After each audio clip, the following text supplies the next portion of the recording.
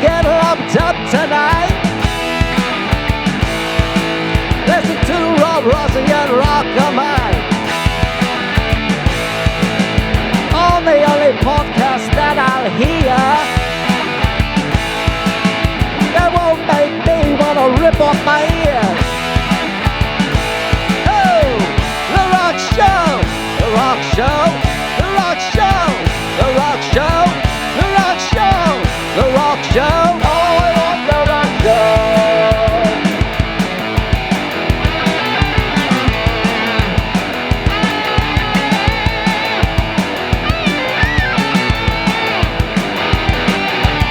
The Rock Show, the Rock Show, the Rock Show, the Rock Show, the Rock Show, the Rock Show.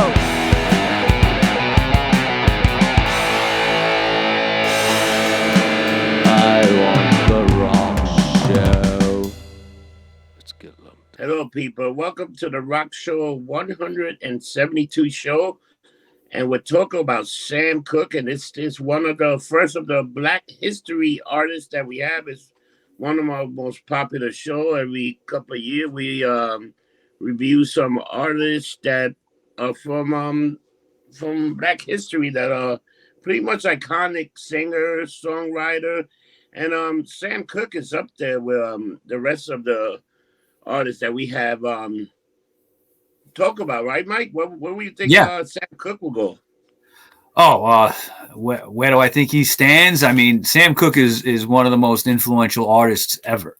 Okay, the guy was called the King of Soul. Okay, and he was, and his music resonates even today. The recordings are fantastic. The producing was perfect. He had a beautiful voice, and he was really the first Black artist to really cross over in a huge way into white audiences in a time when that didn't really happen. And unfortunately, segregation was still happening. We're talking the late 50s, early 60s.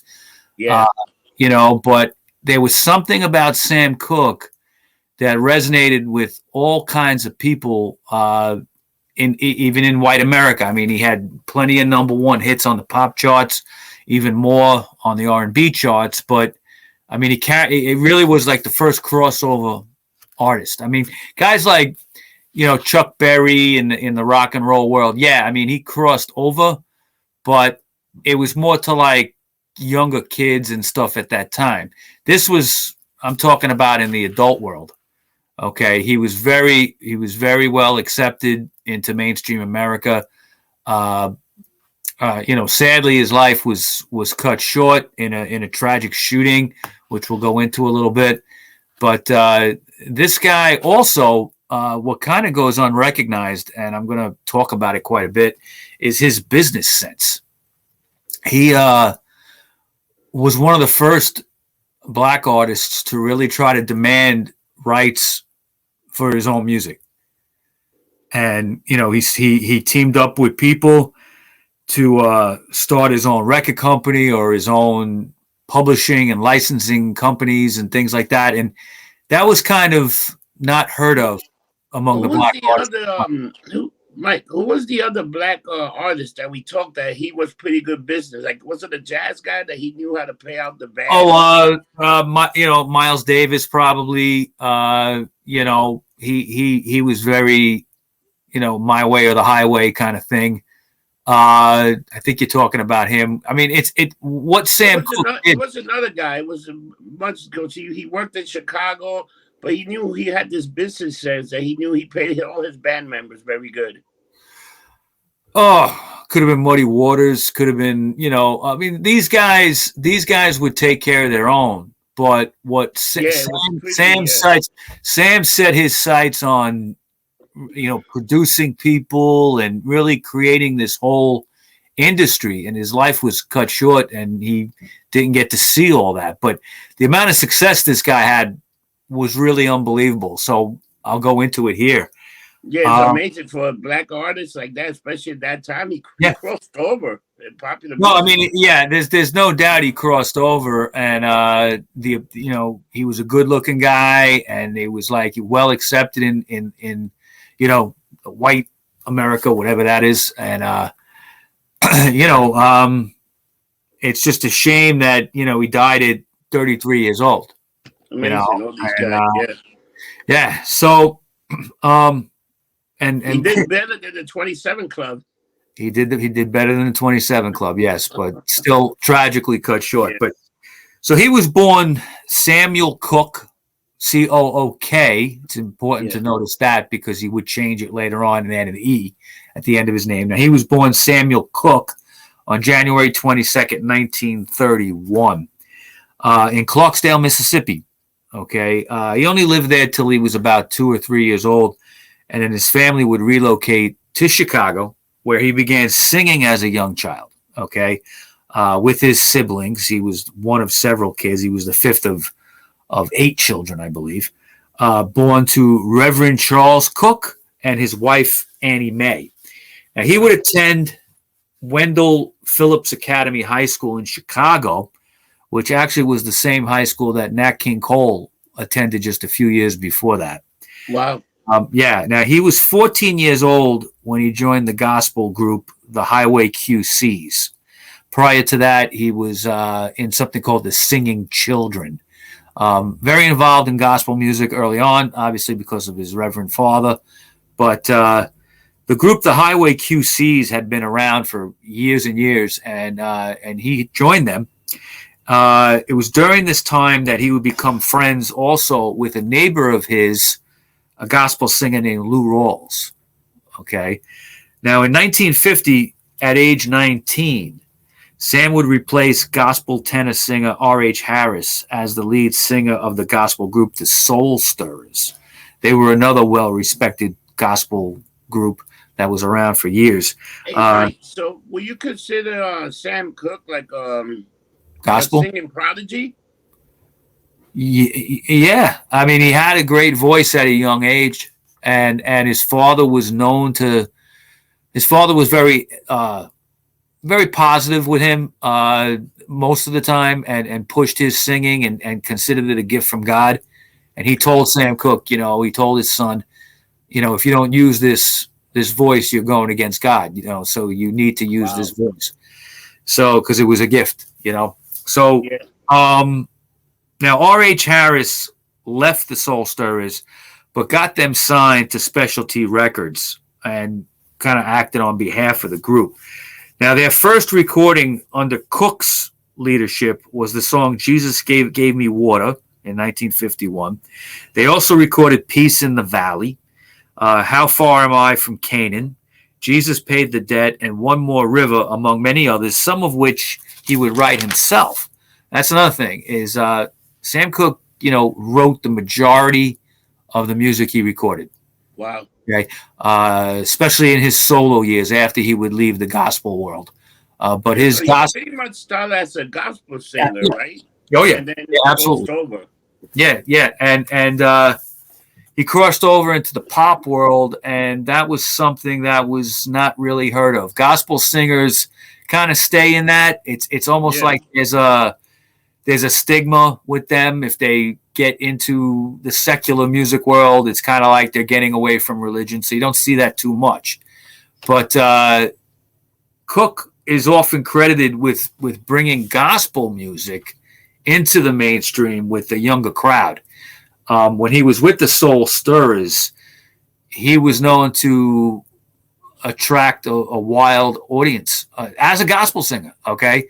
He was attracting young women, young guys, they would rush the stage. It was almost like Beatlemania before Beatlemania. He really had, it was almost like Elvis. Like Elvis, right? He really had that appeal, and people were starting to notice him. Okay, in the pop world, they're like, hey, there's this guy, in the gospel that's singing gospel, but he's great. So in 1956. Sam Cooke released his first solo single. It was a song called Lovable. And it was a remake of a gospel song called Wonderful. And it was released under the alias of Dale Cook. He didn't use his name, okay, because there was still that stigma that he was a gospel singer and had to sing just gospel, okay. But he was changing, and he didn't want to do that. He wanted to branch out, okay. But he did that as Dale Cook to kind of like not alienate his gospel base. But that kind of makes sense, you know? Yeah, I mean, he was taking a chance. He was taking a chance doing it, but nobody was fooled because he had such a distinctive voice. Everybody knew who he was, even though he used a different name. They're like, no, that's Sam Cooke. They knew who he was. You do that code so you can separate both gender. I do under Sam Cooke, I am this soul singer. Under Dale Cook, I'm this pop singer. Yeah. Well, he was going in that direction, you know, and he got the blessing of Art Rupi, I'm not sure how to pronounce his name, Art Rupi. He was the head of Specialty Records that signed Sam Cooke, and he would allow him after this record to record under his own name, okay? But he went on record saying that he didn't really like this direction that Sam was going. He wanted Sam had a producer at Specialty Records that he was tight with named Bumps Blackwell. And Bumps. Yeah, everybody had great names back then. Now, Roop wanted him to be kind of like a Little Richard type. Okay, that wasn't Sam's thing. He wasn't going to be yelling and screaming. He had like a crooning kind of voice. Not that Richard didn't. Little Richard had an amazing voice, but just different kind of music. And you know, one time he walked in, and he walked into a recording session. I'm talking about Rupi, and he saw Sam Cooke, and he was singing a Gershwin tune, okay, like a show tune, okay. Wow. He got all pissed off, and you know, what are you doing? And you know, don't make this kind of music, and do this and do that, and ended up having a big argument. And Blackwell and Cooke would leave Specialty Records over this big argument that ensued. The song "Lovable" on Specialty was not a big hit, okay, but it wasn't exactly a bomb either. So yeah. It showed that there was a lot of potential for Cooke, okay, in this industry, and not just in gospel. Okay, he was going to cross over. Yeah. Now, Cooke had said, you know, that he loved gospel music. It was a popular genre, but he felt his future was in pop music, and he wanted to branch out into that. So he went to his father to talk to him about this and said, I'm serious. I want to get out of gospel. And his father gave him his blessing. He said, you know, you like I said before, you know, you have this gift, you got to use it. So to symbolize this kind of fresh start that he was making in pop music, Sam would attach an E at the end of his name, Cooke now. He would spell it that way, just to symbolize a change. And he would spell it that way. Right. He would spell it that way for the rest of his life. In 1957, Cooke appeared on ABC's The Guy Mitchell Show. And that same year, he signed to Keane Records. His first big deal going to the Guy Mitchell Show? Guy Mitchell Show was a popular show, yeah, on Channel 7, ABC. Yeah. Would that be considered like almost like a American Bandstand, or even like going into he would be on Bandstand eventually. Not in 1957 yet. It wasn't until he had his first big hit at that point with You Send Me, okay. Which happened in 57 as soon as he signed to Keane Records. What I didn't know, and until I did my research, and I'm a big Sam Cooke fan, but I didn't know that You Send Me was actually a B-side. Okay. It was right. It wasn't meant to be the A-side of the single. The A-side was a song called Summertime, which is a good song, but everyone for some reason fell in love with the B-side, You Send Me. It spent 6 weeks at #1 on the Billboard R&B charts. The song crossed over into the mainstream, spending 3 weeks at #1 on the Billboard pop charts, and it elevated him from earning $200 a week to $5,000 a week. Wow. Okay, so right Now, away let me out of the ask you a gate. question. How many times has a song been released as a B side and then become bigger than the one on the A side? Is that It's something that happened. happens? It's happened a lot in those years when singles were all the rage and Yeah. everyone was more concerned about that than albums. It would happen sometimes. You know, you put the A side and the DJs listen to it and they go, you know, I like this side better, and they would play that. And Okay. sometimes, yeah, I mean, it was hit or miss. Most of the time, everybody went with the A side, but there were occasions when B sides did better. I mean, so many bands we've talked about that's happened. You know, Okay. Sounds interesting. yeah, it is. It's just one of those things that used to happen. Now, in 1958, a year later, Cooke performed for the famed Cavalcade of Jazz concert, okay, that was produced by Leon Heflin Sr., who was like an old jazz guy. It was always held at the Shrine Auditorium in L.A. This was on August 3rd of 1958. The other headliners for this were Little Willie John, Ray Charles, Ernie Freeman, and Bo Rambo. Now, Sammy Davis Jr. was also like an MC. He was there to crown the winner of Miss Cavalcade of Jazz contest. So the event also featured several prominent Los Angeles DJs. Wow. It was a big showcase for Cooke. Okay. Yeah. He was really like headlining. So but that was like the who's in the music business. Well, in R&B and jazz and stuff, you know, and he was still was crossing over. Okay. And that was his base, his original base. So Cooke signed right after that with RCA Victor in January of 1960. He was offered a guaranteed $100,000 by the label producers, Hugo and Luigi. They were two popular guys on that label. One of his first RCA Victor singles was the song Chain Gang, which reached number 2 on the pop charts. Yeah. And it was followed by more hits, including Sad Mood, Cupid, that's a great tune. Yep. Bring It On Home to Me, another great one. Lou Rawls sings backup vocals on Bring It On Home to Me. Another Saturday Night, and Twistin' the Night Away. These were all in a row. These hits were released. You could not get away from Sam Cooke in 1960. Okay, yeah. He was all over the radio. And it's interesting because this was a time also where rock and roll kind of took a backseat to some of these like more poppy singers. You know, Elvis was in the army. Chuck Berry might have been in jail. Don't quote me. Okay, he was having some problems bringing girls across state lines, that kind of shit. Jerry Lee Lewis had gone country. So the original 1955 rock and roll guys really in 1960 had kind of gone away. Everything was kind of underground. And you had Sam Cooke, who kind of had his ear to some of that, okay, but was more of a pop singer. But there was an R&B element to what he was doing. In 61, he would start his own record label called SAR Records with J.W. Alexander and his manager, Roy Crane. The label would soon include some artists that were famous called the Sims Twins. Another one would be the Valentinos, who were really Bobby Womack and his brothers. Bobby Womack would go on to a fantastic career. Mel Carter and Johnny Taylor were also in that label. Cooke then created a publishing, imprint, and management firm called KAGS, K-A-G-S.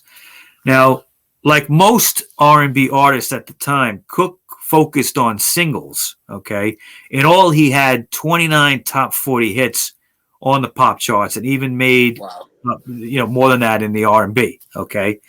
Now, he was a prolific songwriter. He wrote a lot of his stuff that he recorded, and he also had a hand in arrangements, okay, in the studio and producing.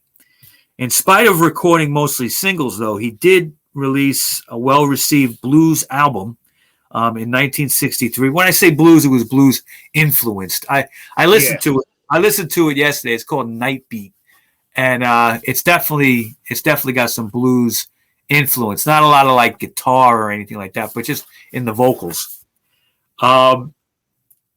His most critically acclaimed studio album was called "Ain't That Good News," and that featured 5 singles, and that was released in 1964. Mostly he was about the singles, but he did have a couple of long plays in there. In 1963, though, Cooke signed a 5-year contract for Alan Klein to manage CAG's Music and SAR Records, and made him his manager. Okay. He was in love with Klein when he met Klein. He was like, this guy is going to help my career. He's going to get me good deals. He's going to run the publishing company. But some people in his circle were setting off alarm bells. They didn't like Alan Klein. Now, Alan Klein was just starting out at that time, okay? After Sam Cooke, he would go on to manage the Beatles and rip them off. And he would go on to manage the Rolling Stones and rip them off, okay? So Klein is not a good guy. To this day, the Rolling Stones don't have all the rights that they should to their early music, and that's because of Alan Klein, all right? He started a company called Abco. And so why did Cooke like him so much? Well, he must have fed him a line of shit that Cooke bought. Okay, we're going to do this, we're going to do that, and he did come across right away with a great deal because he renegotiated with RCA Victor. Okay, he told Cooke, "I'm going to get you a much better deal." What Klein was good at, and how he would bait these artists, is he would say, listen, these companies, they hold back royalties. There's a lot of things in the contracts that there's loopholes. They can hold certain royalties and not give them to you. You may not even know about them. He's like, I know how to go through all that and get you money that's owed to you. Okay. And this was back in the day when artists, regularly got ripped off. Okay, and they knew they were getting ripped off. Sometimes they didn't know, but even if they did know, there wasn't a hell of a lot that they could do about it. And Klein was one of these guys who was promising Cooke, Cooke's whole thing was his business sense. He wanted to, make sure he had control over everything as much as he could. Yeah, and Klein promised that. So he negotiated a brand new deal with RCA for 5 years. It was technically 3 years plus 2 option years with the label. Mm-hmm. They started a holding company. It was almost like a tax shelter. Yeah. And it was called Tracy Limited. It was named after one of Sam Cooke's daughters, Tracy. It was managed by J.W. Alexander, somebody that had worked with Cooke for a long time. But Klein was also found to be an owner of the company. The contracts were very vague. All right. I don't know why Cooke allowed this. I think he really just made a mistake going with Klein, obviously. RCA Victor in this deal would get exclusive distribution rights in exchange for 6% royalty payments. Okay. And payments for the recording sessions. Now, for tax reasons, Sam Cooke would receive at first stock in Tracy Limited. They were just trying to shelter some of his money so he wouldn't have to pay no taxes. Okay, now normally you get like an advance of like $100,000 and something like this, but he opted for stock options in Tracy Limited. Okay, now Klein Cooke would receive cash advances of $100,000 for the next 2 years after that first year, followed by an additional $70,000 for each of the 2 option years if that deal went to term. I watched an interesting documentary last night about it, and the contracts. There's a guy that was he's been investigating this for years, and these contracts. It was interesting. There was a board of directors, and every so often these board of directors would change. Okay, it might be every couple of months. And slowly you see Klein moving up, and Cooke eventually gets made like secretary. How'd that happen? Okay, so this deal with Klein was a deal with the devil. Okay, Yeah. it really was. Now, despite the artistic and certainly financial successes Cooke had in his life, his personal life was marked by a lot of turmoil and tragedy. Okay, Cooke was married twice. Yeah. His first marriage was to singer-dancer Dolores Elizabeth Milligan, who took the name Milligan Cooke. She used a stage name called Dee Dee Mohawk. Dee Dee Mohawk. What his name? Yeah. That was in 1953. She took that name. She was a performer. They ended up divorcing in 1958. She was killed in a car crash in Fresno, California the following year in 1959. Now, although he was divorced from Dolores at the time, Sam paid for all the funeral expenses. She was survived by her son, Joey. Now, in 1958, that same year that he got divorced, he married his second wife, Barbara Campbell, from Chicago. They got married in Chicago. His father performed the ceremony. They had 3 children. Linda, who was actually born in 1953 while he was still married to Dolores. Okay, so he'd been with this woman for a while. Yeah. Their daughter Tracy was born in 1960, and Vincent was born in 1961, but he would die tragically in a drowning accident in the family swimming pool in 1963. He was a baby. Less than 3 months after Cooke's own death, his widow Barbara married his friend Bobby Womack. Barbara and Womack would divorce eventually in a few years after she discovered Womack was having an affair with Sam Cooke's 17-year-old daughter Linda. Wow. Okay. Then it gets even stranger. Linda would eventually marry the other Womack, okay, Cecil, not Bobby, even though she had an affair with him. Okay. Yeah. She would marry Cecil Womack, and they became the famous duo Womack and Womack that wrote for a lot of people in the 80s. They were more bigger in the UK, but they had some success here in the United States too. Sam Cooke also fathered supposedly at least 3 children out of wedlock. In 1958, a woman in Philadelphia named Connie Bowling claimed that Sam was the father of her son. Now, this was right at the beginning of his career, his solo career. So Cooke paid her an estimated $5,000 in an out-of-court settlement. In November 1958, Cooke was involved in a car accident when he was going from St. Louis to Greenville, Mississippi. His chauffeur, Edward Cunningham, was killed in that crash, while Sam Cooke, guitarist Cliff White, and singer Lou Rawls were all hospitalized. Wow. And tragically, Sam Cooke himself was killed at the age of 33 on December 11th, 1964, at the Hacienda Motel in South Central Los Angeles. It's located on 91st and South Figueroa Street. Answering separate reports of a shooting and a kidnapping at the motel, the police found Cooke's body there. He had sustained a gunshot wound to the chest, which had gone through his heart, killed him. Now, the motel manager was named Bertha Franklin. She said she shot Cooke in self-defense, that he was attacking her. But her account was immediately disputed by many of Cooke's acquaintances.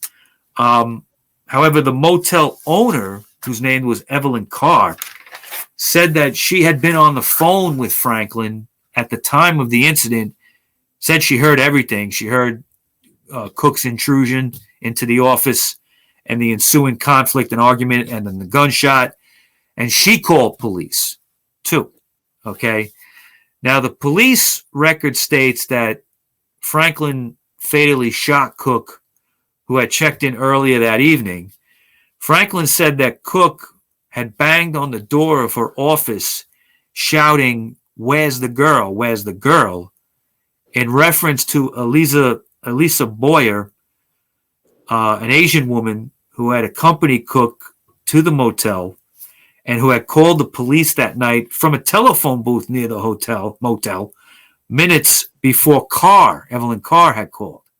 So something was going on here. Yeah. Now, Cooke was struck once in the torso. According to Franklin, he exclaimed, "Lady, you shot me," like almost like confused rather than angry. Okay, like asking, you shot me. But he advanced on her again, and she hit him on the head with a broomstick before he fell to the floor dead.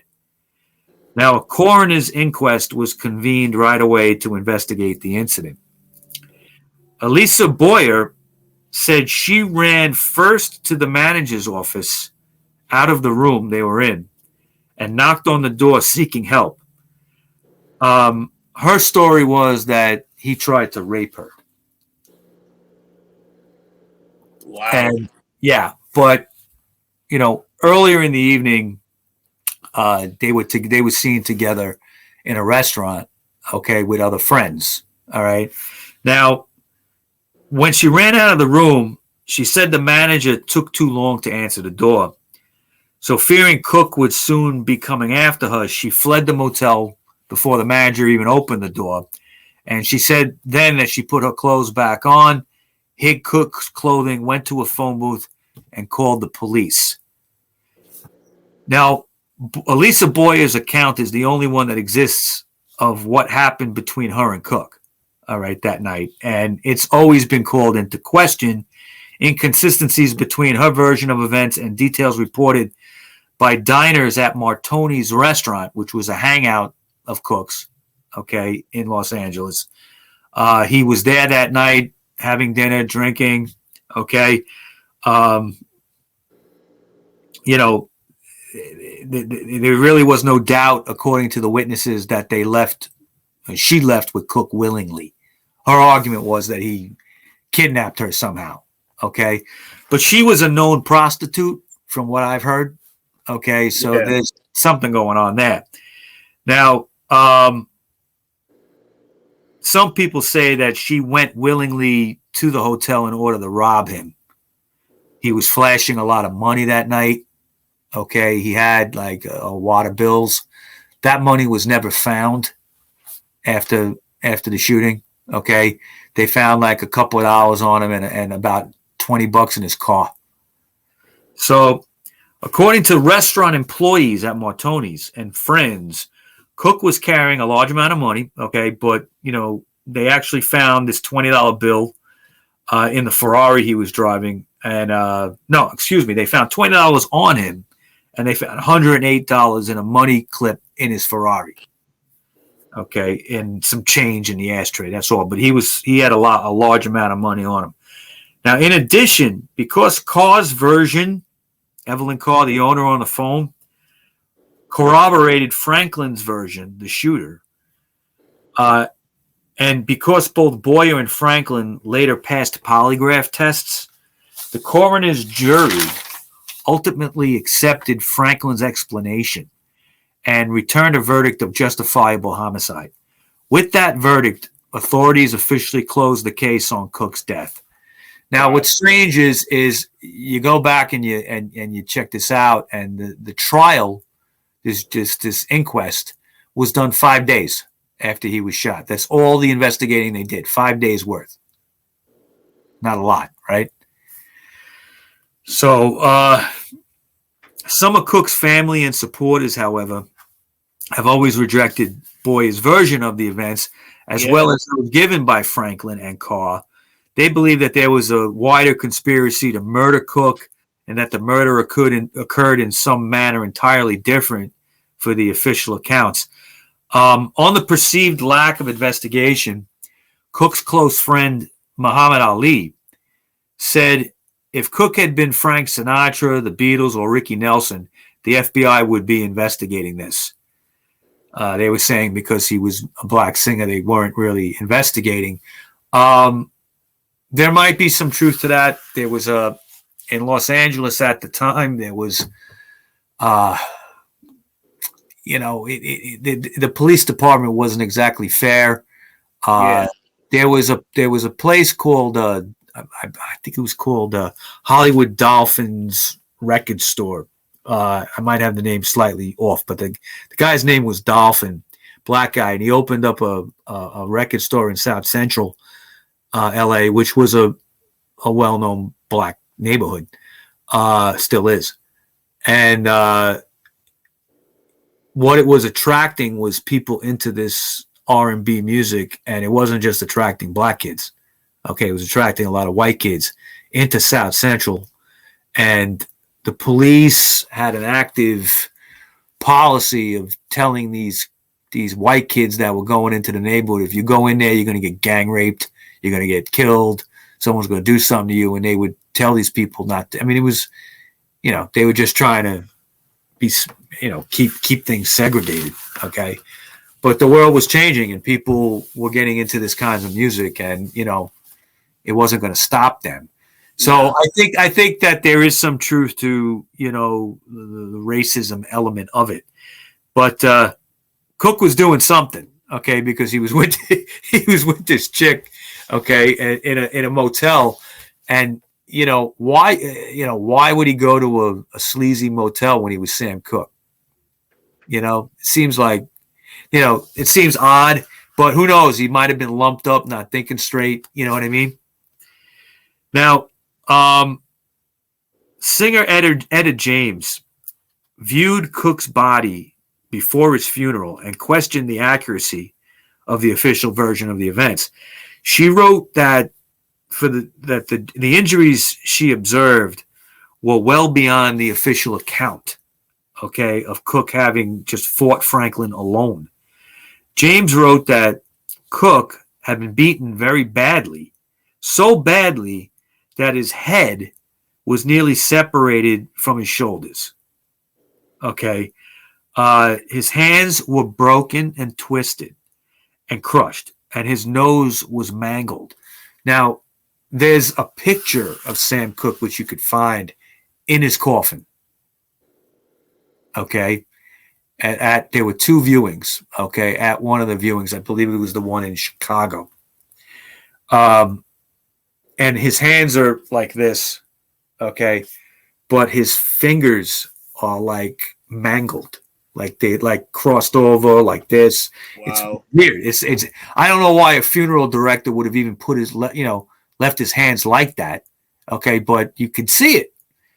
Now, some have speculated that Cooke's manager, Alan Klein, had a role in his death. Klein, at the time of his death, had finagled his way into owning Tracy Limited, okay, which ultimately owned all the rights to Cooke's music. However, no concrete evidence supporting a criminal conspiracy of that kind has ever been presented. All right. The only evidence that they have is that Cooke was slowly pushed out of his own rights, and Klein took over. So, yeah, you have that. Okay. Contracts were signed, okay, saying this. But, were they fraudulently done? Who knows? Okay. Now, the first funeral, there were two funeral services. The first funeral service for Cooke was held on December 18th, 1964 at the A.R. Leak Funeral Home in Chicago. 200,000 fans lined up on over 4 city blocks to view his body. Afterward, his body was flown back to Los Angeles for a second service at the Mount Sinai Baptist Church on December 19th, which included a much heralded performance of The Angels Keep Watching Over Me by Ray Charles. Ray Charles was standing in for gospel singer Bessie Griffin, who was so stricken with grief that she couldn't perform. Cooke was interred at Forest Lawn Memorial Park Cemetery in Glendale, California. Immediately after his death, 2 singles and an album was released. One of the singles, called Shake, reached the top 10 on both the R&B and pop charts. The B-side was called A Change Is Gonna Come, one of his greatest songs, which was used extensively in the civil rights movement in the 60s and was actually brought back when Barack Obama was running for office. His song was being played at Obama rallies, I understand. Now, that song, A Change Is Gonna Come, was a top 40 hit and also a top 10 R&B hit as well. The album itself was called Shake, and it reached #1 spot on the R&B album charts as well. Bertha Franklin, the woman who shot him, claimed that she started receiving numerous death threats after shooting Cooke. She left her position at the Hacienda Motel and did not publicly disclose where she had moved. After being cleared by the coroner's jury, she ended up suing the Cooke estate, citing physical injuries and mental anguish suffered as a result of Cooke's attack. Her lawsuit sought $200,000 in compensatory and punitive damages. Barbara Womack, who was Barbara Cooke right before that, Cooke's widow, countersued Franklin on behalf of the estate, seeking $7,000 in damages to cover Cooke's funeral costs. Eliza Boyer provided testimony in support of Franklin in the case, and it took until 1967 when a jury ruled in favor of Franklin on both counts, awarding her $30,000 out of the estate. Yeah, in damages. So not only did she shoot him, okay, she got $30,000 in the process. Unbelievable. Unbelievable. Yeah. We're going to go back to this at some point this year, maybe with a Conspiracy 420 show. There's a lot more information I can give about the death. I'd like to save that for another show. But really the emphasis today was on his career. And I'm glad we did this show because Sam Cooke kind of today he's of course his music is still out there and people listen to it. But I think it needs a little bump. I'm glad we did a show on this. You know, definitely, man. I learned a lot, man. That whole thing with the death, I never really realized. I knew he was shot to death, but I didn't realize it was like in a motel, and it was like, and for what people say, that he got beat up or something else happened. Well, if you know, according to people that witnessed the body, you know, the beating he took couldn't have come from a broomstick. Yeah. Okay, and she had already shot him when she said she hit him with a stick. So how many times did you have to hit him with the stick? He got, you know, some are saying that he got killed somewhere else and placed there. But, you know, even back then with the forensics not being great, you would find probably blood, something on the way, you know, you're taking something in. Yeah. Blood would end up on the floor. They'd find that and they'd say, well, this body was placed here. There was no evidence of that. But you got to wonder, what was he thinking? Okay, what was Cooke thinking? All right, well, obviously he was looking for a piece of ass. I mean, I hate to be disrespectful, but I think that's what was going on there. Okay, and, you know, it just turned deadly for him, you know? Wow. Yeah. All right, Mike, another great show, another, the first one for the Black History Month. And Rocker Mike, where can we find you if we need to get in touch with you? Okay, I'm on Instagram, Rocker Mike 212. I'm on Getter. I'm on Truth Social. I'm on MeWe. I'm on Cloud Hub. I'm on Parler, all under Rocker Mike. You can find me on Twitter, Rocker Mike 212. And on Facebook, you can find me as Rocko Mike, Rocko Mike. And, of course, we have the Rock Show podcast group page on Facebook. Check it out. Post some music. Join the group. Have some fun. We put stuff up every day. So where can we find you, Rob? And you can find me, just look up Getting Lumped Up or look up Rob Rossi, and you will find me in multiple, sites, you know, like an Instagram, Twitter, and Facebook, pretty much. So if you look at those sites, and the website also, gettinglumpedup.com. And also, if you like this show, please hit the like button. The more likes we get, and subscribe. The more people will get. The more sponsor we get, the more people we get. So just like the show and subscribe. But the likes are definitely important. Get a lot of likes, and the show will move up, and more people will watch them. Definitely. And on that note, remember, people, don't get drunk. Get lumped up. And we see you next week. Take care, people. I